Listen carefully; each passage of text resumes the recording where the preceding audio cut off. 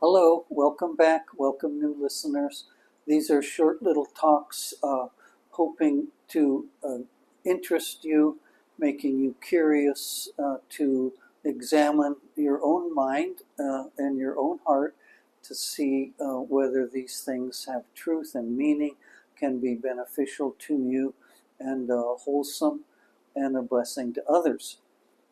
Today I'm using another passage from the Bible, the same book in the Bible, and I'm hoping to translate the words, the vocabulary of the New Testament or any other religious text into words that those of us who practice Buddhism, Theravada Buddhism, are more familiar with and more comfortable with.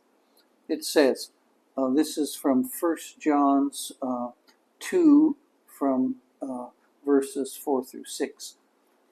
He that saith, I know him, and keepeth not his commandments, is a liar, and the truth is not in him.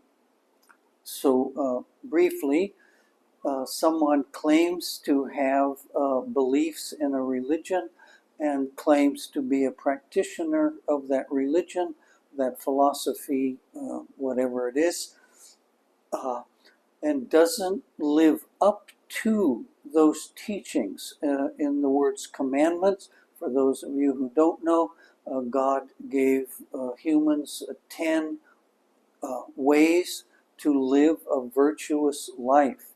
And if you're going to be a virtuous, wholesome, valuable life in this world, you should abide by those 10 commandments.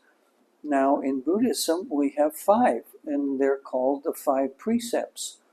Interestingly, those 5 precepts are 5 of the 10 commandments. So let's not be thrown off by the word commandments. So if we're not practicing these virtuous behaviors that we find in the 5 precepts, don't kill, don't steal, sexual misconduct, right speech, don't lie, don't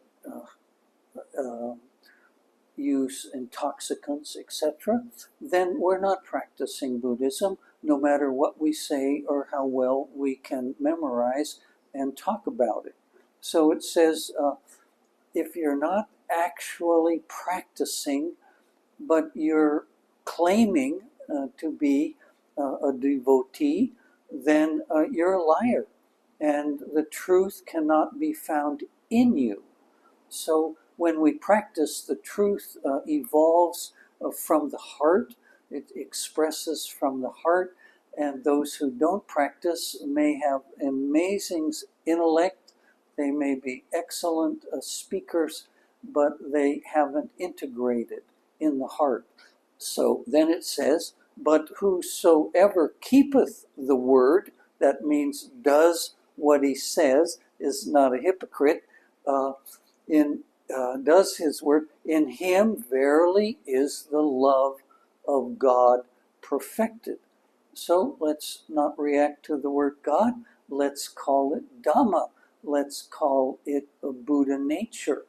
So when we have practiced this love, loving kindness, compassion, sympathetic joy, and equanimity have now been established in the heart, and we are transformed as a practitioner of those things that we say.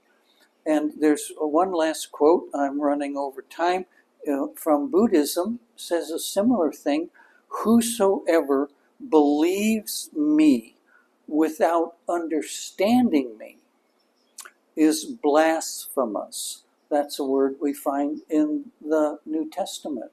To blasphemy against God is to say things that you don't actually know for yourself to be true, to say things that are in violation of what the religion teaches.